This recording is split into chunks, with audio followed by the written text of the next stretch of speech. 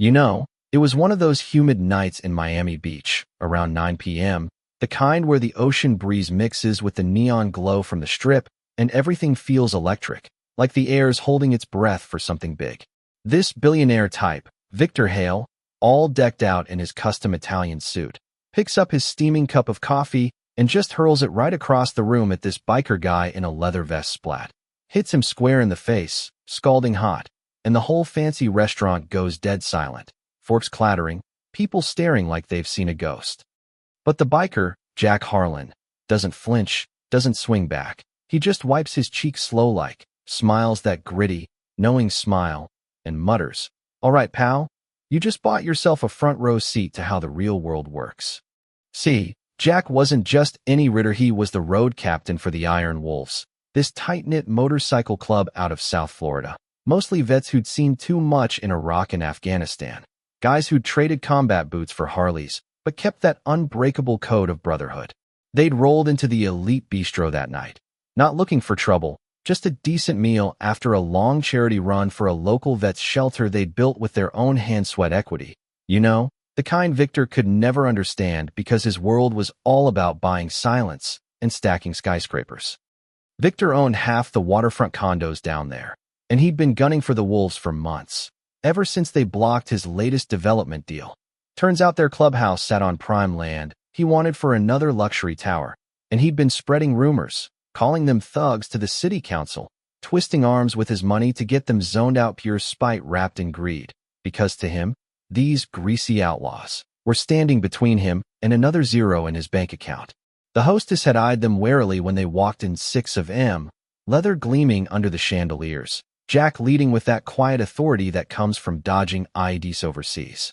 "Reservation for Harlan, party of 6, he says, voice steady as a flat road. She hesitates, glances at the manager, but Victor, spotting them from his corner booth, stands up like he's the king of the castle, his face twisting with that smug disgust. Lost a vote on that land deal just that morning, blame pinned on the Wolves community poll, and now here they were, invading his turf. "You lot must be lost," he calls out, loud enough for the whole place to hear, his words dripping with that fake politeness rich folks use when they're about to unleash hell. "This isn't some dive bar. We serve actual cuisine here, not whatever slop you scrape off the highway."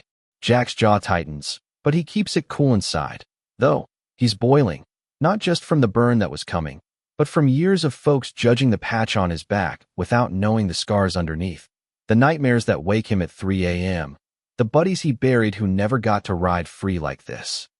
His buddy, Mike Razor Voss, leans in, tattoos flexing under his sleeves, whispers, "Boss, say the word.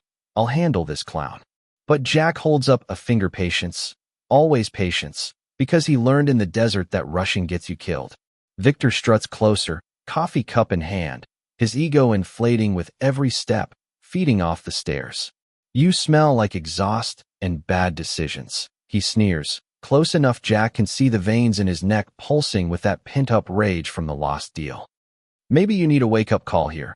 Have a sip on me."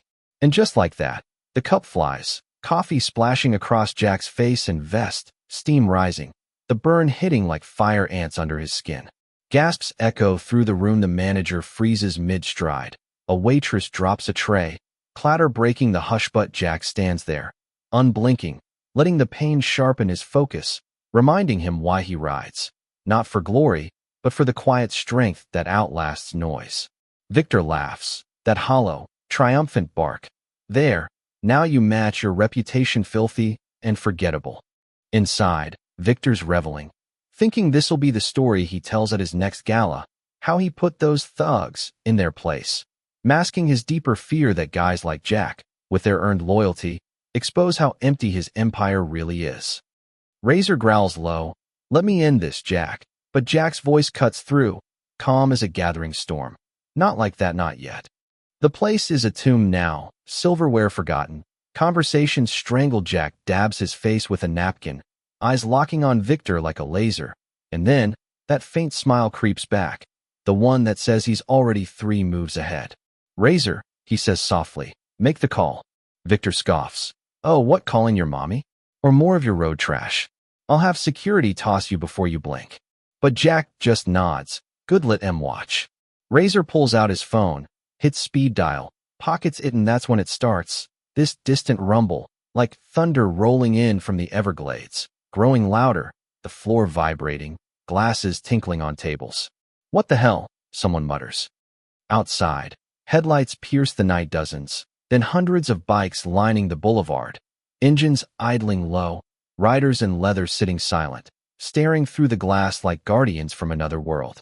Victor's smirk falters as he turns to the window. Over 200 iron wolves out there, not yelling, not revving wild, just present, a wall of solidarity that money can't buy. The maitre d' pales. Mr. Hale, your other guests are leaving. Phones buzz inside, diners whispering. Are those flags? Wait, they're vets. Me uncle rode with a group like that after Vietnam. Victor barks, call the cops. This is intimidation. But Razor chuckles, cops? Half of them ride with us on weekends besides. Your little tantrum's live now.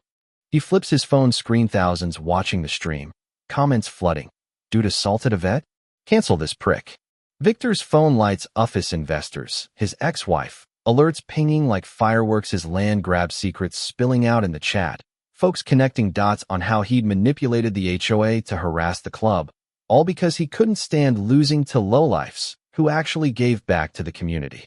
Jack steps closer now, burn mark reddening on his cheek, voice low and cutting. You called us scum. Victor threw boiling coffee on a guy who pulled kids from a burning Humvee in Fallujah. But that patch? It's not about being monsters. It's about surviving the ones inside. Using apparently. You've got a few of your own. Huh? All this because we stopped your condo scam. Kept our clubhouse standing for vets who need a place to heal, not another tower for your ego. Victor stammers, face twitching.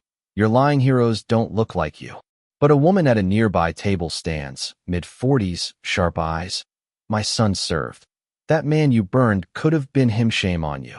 Murmurs ripple, diners nodding, waiters straightening.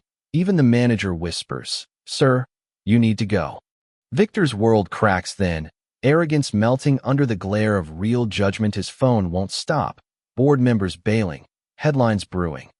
Tycoon attacks veteran over land feud. He spins to Jack, voice cracking. What do you want? Money? I'll pay. Jack shakes his head. Not the truth. You've been pulling strings to shut us down, thinking your cash makes you untouchable, but look around. Loyalty like this? It doesn't come with a price tag. Outside, the bikes roar once, unified, like a heartbeat echoing off the palm trees. Riders raising small flags in salutino chaos. Just honor that hits harder than any fist. Doors burst open, reporters swarm in, tipped off by the stream, cameras flashing. Mr. Hale, did you assault a veteran over a property dispute? One shouts. Victor backs up, paling. They're outlaws, criminals. Jack counters even.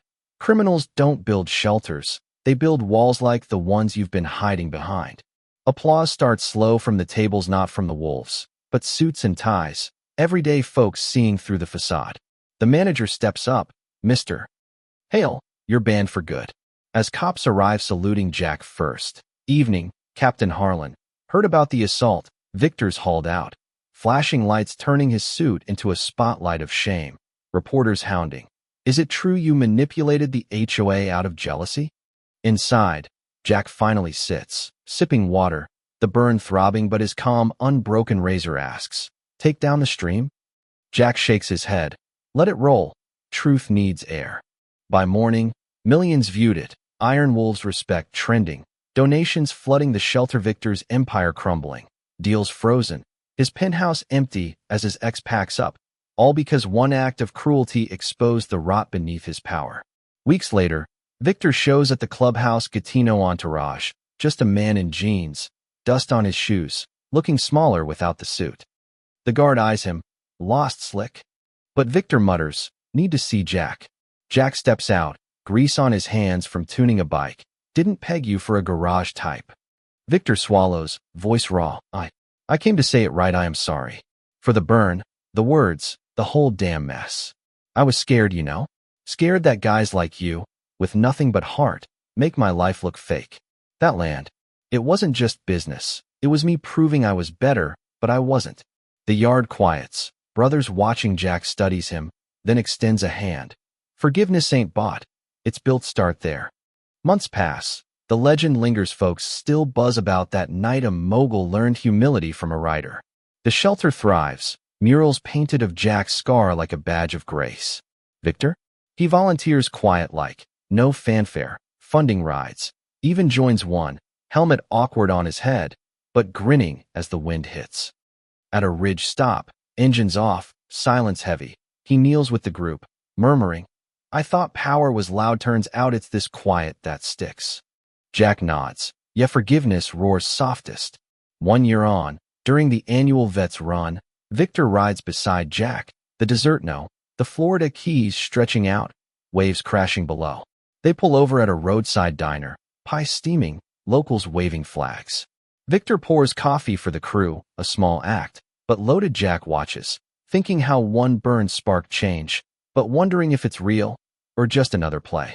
As the sun dips, bikes rumbling home, Jack turns to him. You get it now? Strength's not crushing folks, it's lifting him. Victor nods, but his eyes flicker. Old habits die hard, and whispers say he's eyeing land again. Man, that night shifted everything, didn't it? Makes you think, who's the real outlaw in a world where money bends rules, but heart bends fates? Drop a comment below. Was Victor's turnaround genuine, or just damage control? Ever seen justice like that in your hood, or is it all smoke? Like if it hit home. Subscribe for more raw tales of grit and grace, because life's too short for fake crowns, right? Share your take. Let's talk it out.